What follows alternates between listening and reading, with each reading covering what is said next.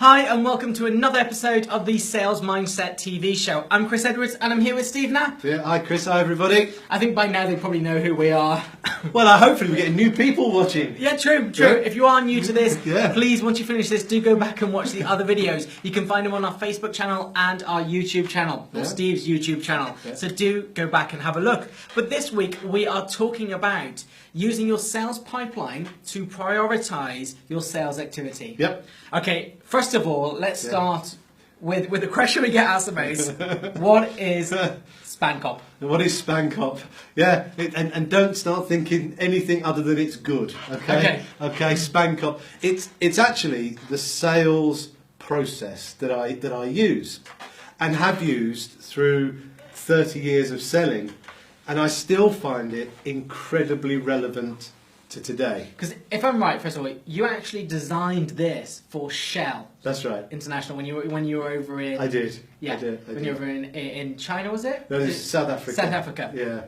So you've designed it for them. Yeah. And now you've brought it over so small businesses can utilize the power of what Shell do. Yeah. Yeah. Totally right. Because what I find in small businesses is they haven't necessarily taken the steps to break down where they are in the sales process. And it's not because they can't, it's about time and it's about having that structure.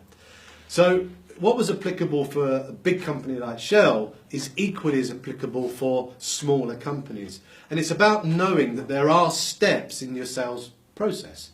And what that enables you to do is know where you're good and where you need to get better, where you need to invest time and where you don't. And SpankUp is 7 steps. It starts with suspect, goes to prospect, goes to analyze, goes to negotiate, goes to close, and goes to payment. Now you might not need all of those 7 steps, right? So you can squash some of them together. But I find it helpful in my business and in my sales experience to at least have identification on each of those steps. Okay. Yeah. So they can get access to SpankUp as well through one of your groups, can't they, as well? They can, yeah. The Sales Growth Club. Sales Growth Club. And even on the website. Okay, so if you do want to get hold of SpankUp and understand more about it, do jump onto the website or do join up to the Sales Growth Club. Yeah. And there's some more information there. So if you understand SpankUp, give us a thumbs up. Otherwise, head over to. And if you see it as something different still, maybe give us one of those angry faces. Right. So let's go on to prioritizing your sales activity. Because we want to focus on the top 5 and the big 5. Yeah. If we're right. Yeah. I want to explain what that is. So one of the things in a seller's day and in your day is that everything's as important as everything else. And in a sales sense, and looking into your sales strategy, that's probably not the best way to drive growth. Because what I encourage you to do within your sales pipeline is to actually think about categorizing your real prospects in 2 camps. And I put them in 2 camps where you identify 5 of each, because anything more than that becomes difficult to focus on. But I call them the top 5 and I call them the big 5. And that was my Africa thing, right? The big 5. The top 5 was the things that are going to happen this week. So what are those opportunities in your pipeline that you need to do something with to help them decide to buy from you? Okay. So not stuff that's looking into the future, but the stuff that you need to action this week that will move 5 opportunities forward, ideally to a close, but at least through your pipeline. The big 5 are those ones that will take a little bit longer.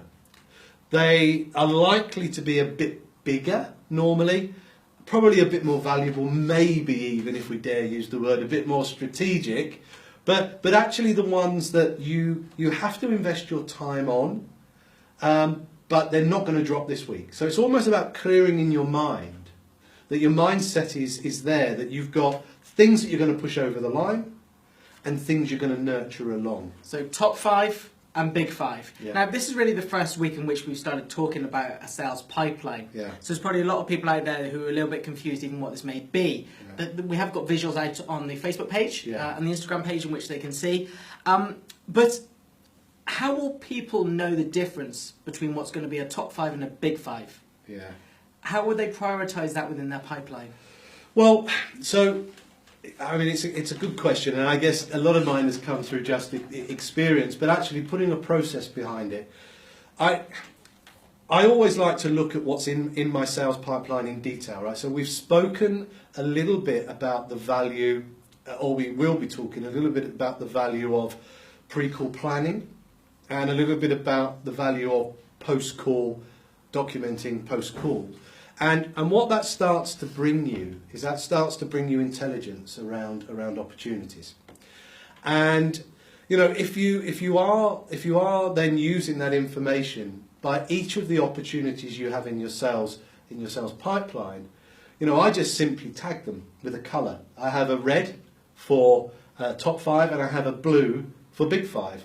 And it just tells me that these are the ones that I'm going to focus in on. And it just visually helps me identify what I'm going to do and go after. I know in the group we've got quite a few business coaches and sales development people. So what do you do in terms of your pipeline? You know, as Steve mentioned, he colours. So have you got a different approach to it? Let us know. It'd be good to know what other people do. Because, you know, I'm guessing not one size fits all. No, it doesn't. And people might be watching this now thinking, God, top 5, big 5, I don't have strategy. I'm just all about selling now. Then fine. You know, get rid of the big 5, stay with top 10.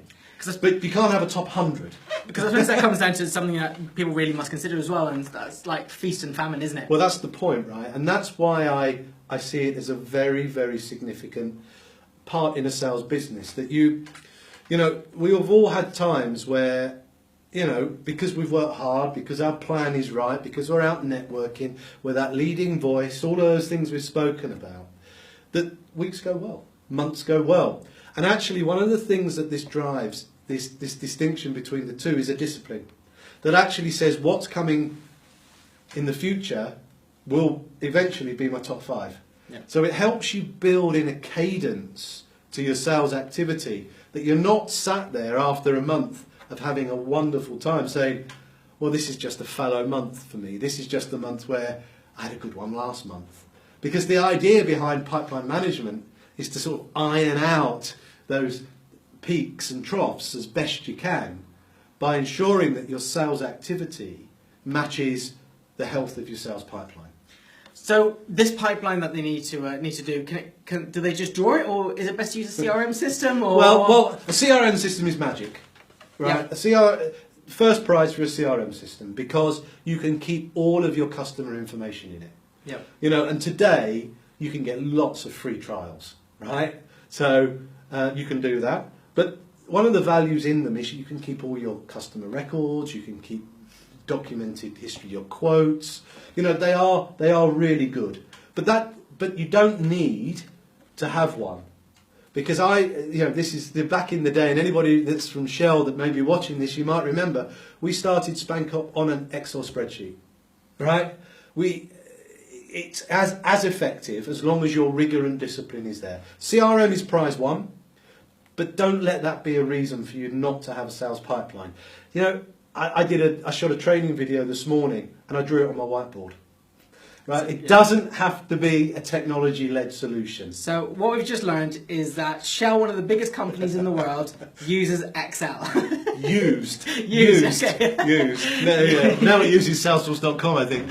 But yeah, used. But the point is, don't let technology get in the way. Yeah. And I think we use HubSpot for our CRM system because that's free, in the basic. And there's a lot more out there, isn't there? So many. Yeah, Zoho does it, to name another. But many. So, you know, if you've got one in particular that works for you, particularly when it comes to helping with your pipeline, do let us know what it is. Let other people know what you use so, you know, they can look at those too. Yeah. Particularly if it's free, because obviously there's a lot of small businesses watching this that want to get access to free software. Yeah. So, next week we're going to be moving on to using pre-call planning to deliver sales outcomes. Yeah. So maybe many small business people prepare in their head. Yeah. I'll show you the value of...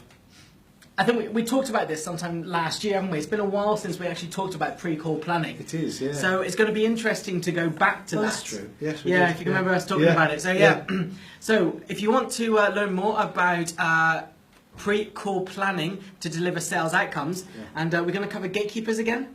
Yeah, we will. And how to get past those dreaded gatekeepers.